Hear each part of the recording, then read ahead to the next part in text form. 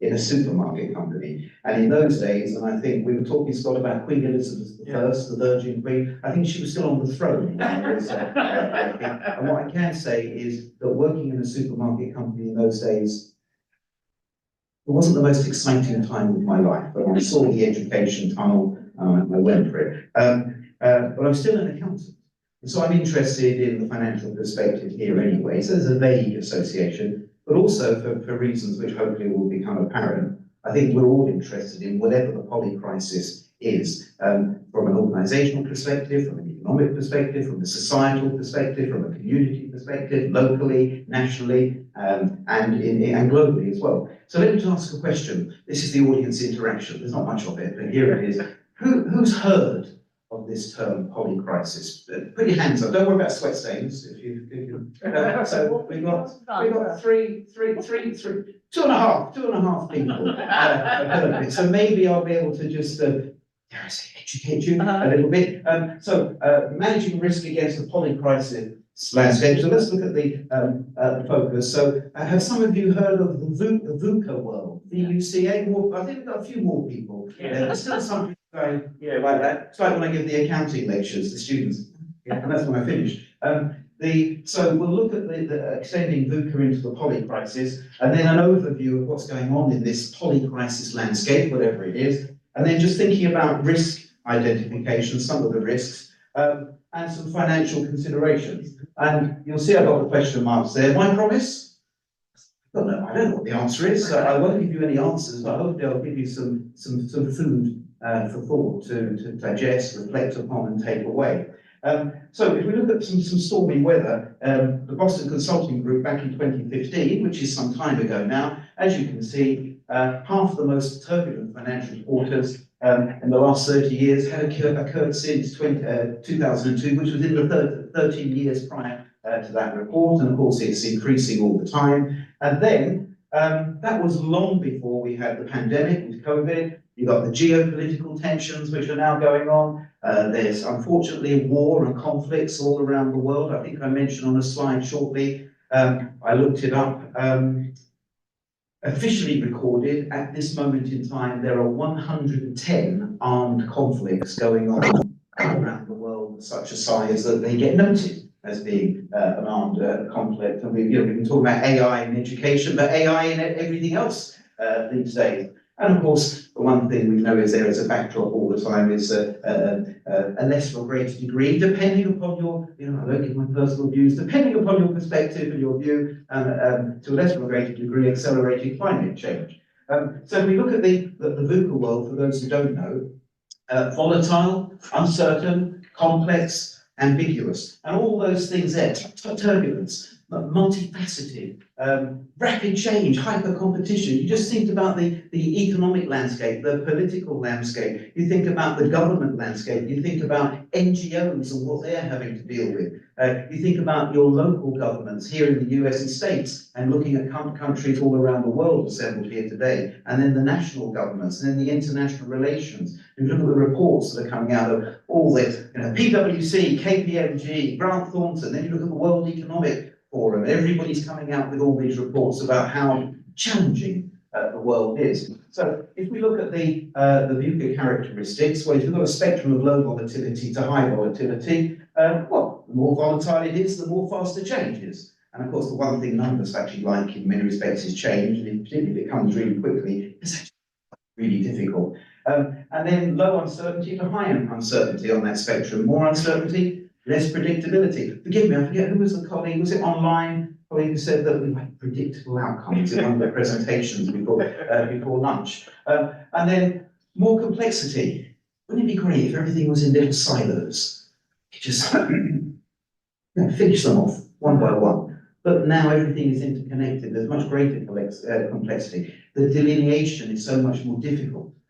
And then more ambiguity. It's opaque, it's cloudy, it's so difficult to see. And yet if you're going to respond to challenges and solve problems, you need to see what they are.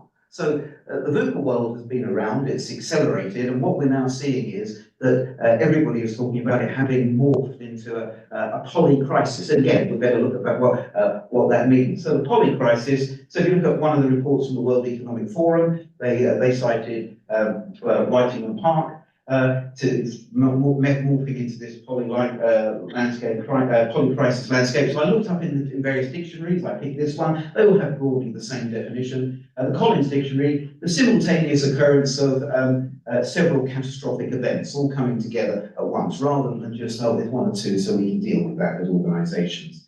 And then again, where the disparate crises interact to such an extreme that we have something which is much greater than the sum of the parts. You know, so as an accountant who failed my maths exam first time round when I was at school, and then just scraped through the second time, when you ask me what does 2 + 2 make, I will always say 8 or 9, not knowing that that actually is the greatest sum of the parts, just like the addition.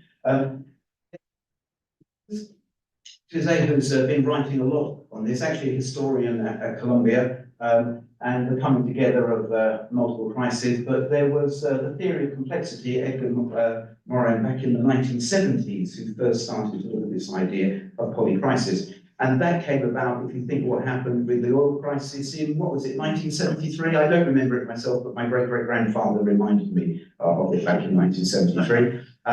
And all the stuff that started to happen with inflation in parts of the world. I mean, UK, 1975, 1976, the UK, established economy, stable government, sort of. 26% inflation. You know, you think, oh, yeah, and that was also happening in some other countries as well. So have a look at some of these here. I mentioned about the armed conflicts, 110 globally going on. I got that from the Global Forum for Humanitarian Activity based in Geneva, a recent report that they had. Just recently, there was a Taiwan earthquake. Taiwan's responsible for 65% of the semiconductor chips that we use. You know, already there's disruption. If you go back to 2021, the Suez Canal blockage, $9.6 billion of trade lost daily. Is that, quick calculation, is that about $400 million an hour? Yeah, I mean, just interesting, you know, out of the blue it happened. Thank you, he's checked me. See, you do know about the finance and accounting, you were able to do that. And then the Panama Canal drought, which is still going on in 2023, when 38 transits were cut by 1/3 down to 24 transits, with all the delays on supply chains, and also not just supply chains getting to customers, but of course if the customers haven't got it, then half the time none of them pay the balance of the money that's due to the people who are sending the supplies through because they haven't received it. Yeah, so it's again these knock-on effects. And I'm from Panama, so you're. And you're from Panama. Yeah, I'm available for holidays. Okay. But don't base the invite on the quality of this presentation. Otherwise, I'll never be leaving home. Puerto Rico's better. Sorry, Dean? Puerto Rico's better. I'm available for multi. I could probably do a multi-city trip. Bearing in mind climate change. But the other thing about the cutting down from 38 to 24 at the time, people were saying, yeah, it's a lot longer, it's going to cost a lot more money. But then when they're talking about going the long way around, they're going through the Red Sea. And now at the moment, there are some challenges with shipping in the Red Sea. So, you know, think there's a way out of it, and not necessarily so. The Ukraine conflict, again, we don't get into politics, I'll just refer to it as the Ukraine conflict.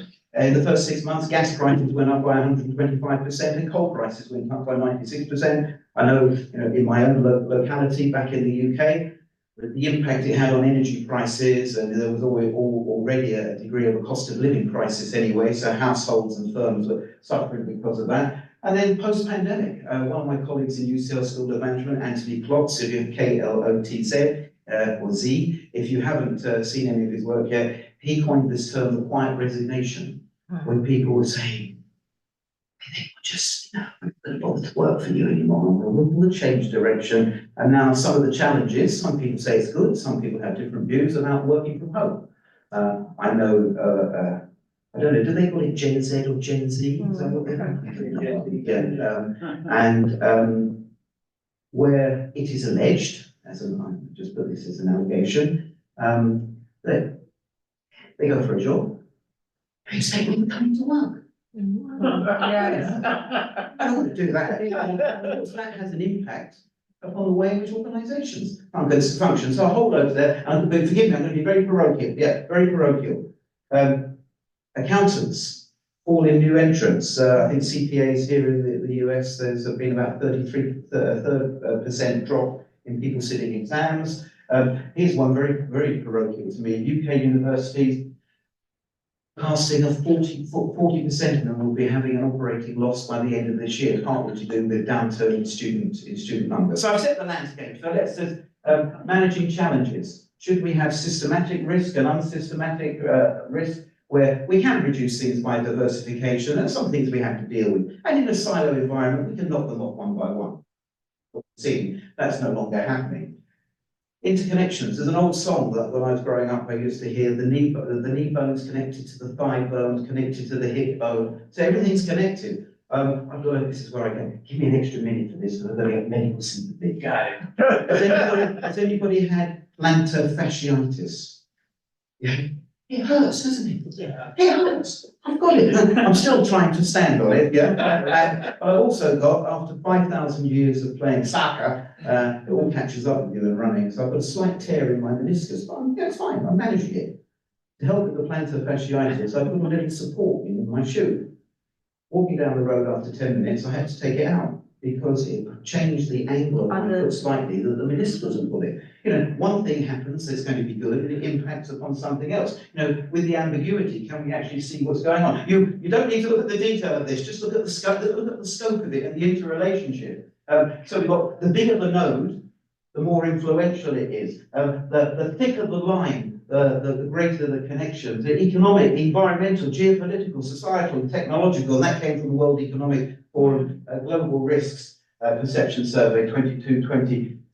And just, I mean, when you get the slides afterwards, it might just be worth looking at that. And then as you read it, you'll go, oh yeah, I'm aware of that, but I think we don't think about it as a totality. A whole load of things, in 2 years, a whole load of items. In 2 years' time, people are talking about, oh, number one, they surveyed people, cost of living crisis down to large-scale involuntary migration. Then what it's going to look like in 10 years' time. Most of those are still on. They've actually got a list of 32 items, but I only put the top 10 on there. The Institute of Internal Auditors spoke to 4,207 financial people about their perspectives on what the, and you notice they're going to audit it, of course, because as auditors, we have to maintain our profession and keep our incomes up, don't we? But cyber security, human capital, business continuity, you know, all these things are there. They were always there, but I mean, when did we first really become aware of the issue of cyber security? I mean, you go back, was it really, I mean, it was probably there, but nowadays everybody's being hacked and data is being taken. So, some of the people say strategic cost management, that's the way forward, but of course it's not about cost cutting, it's about cost optimization. So what you need to be doing is recognizing that you're not going to cut costs so you can save money in the first year, but hey, what happens if everybody's fearful about what's going on? They want you to improve the profits this year. So you've got that tension, which is already there anyway. And then it's actually about eliminating low value adding activities, which sounds like a great idea, and that's always been there. So should we collaborate more with our customers and suppliers? Well, of course we should, but the problem is that they've also got their polycrisis challenges, so they're going to pressurize us in different ways. Maybe they want us to do things for less money, but we're trying to just rationalize our relationship with them. So again, I mean, you can see I'm giving no answer. There are some challenges there. And almost there, you'll be glad to know. Okay. Only another 5 hours, or maybe we'll see what I can see.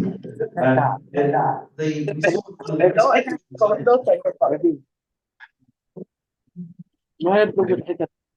انا بقى مش عارف هي قالت ليش فتحت العلبة عادي. Like a sports match, you get the end of it. We heard one of the presentations reference to the macro finance process. It's about the financing decision, finding people who are going to let you have money, shareholders, bond providers, bank loans. And then, of course, once we've got the money, what are we going to do with it? We're going to invest it. And then once you've got a return on that, particularly your shareholders are going to be saying, how are you going to return value to us as we generously let you have money? So I called it the dividend decision, but often in articles and textbooks it's referred to as the returning value to funders decision. So in this polycrisis world, says it, doesn't it?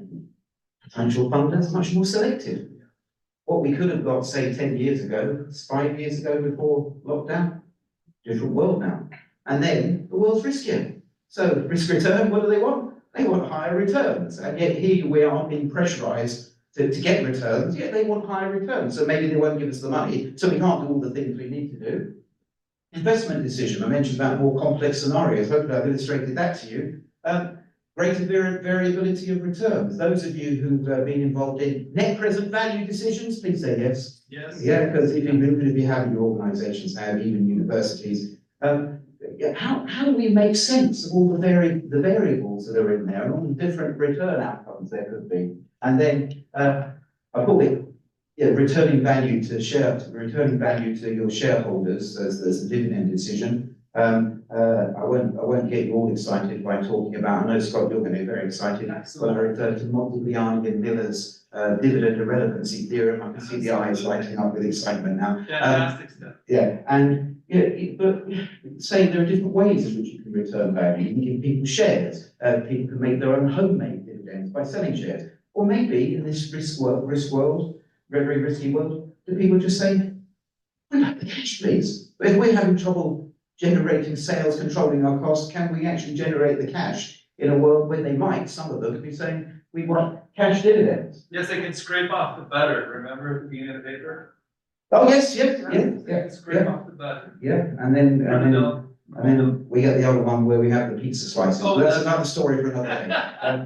And then maybe the final thing would be, question, do organisations, and when I said final, I felt an air of relief in the room. Do we often think about what's going to hurt us as a business, as an organisation, as a university? What's going to hurt us? Maybe, and PwC did an exercise with this, an in-depth analysis, talking to CFOs. Let's check, and other senior operating officers. What about if we flipped it round? What would hurt our customers most? And that was really interesting because the experiment they did with them, it changed their strategies and it seemed to bear fruit. I've almost made it, so as promised, no answers. It's a good way of starting, isn't it? No answers, and I finish with no answers. But any thoughts from you? I'll be happy to take thoughts if there's time. We take one or you put one, yes. What's that one? Don't say anymore. Right here from our finance. Please, yeah.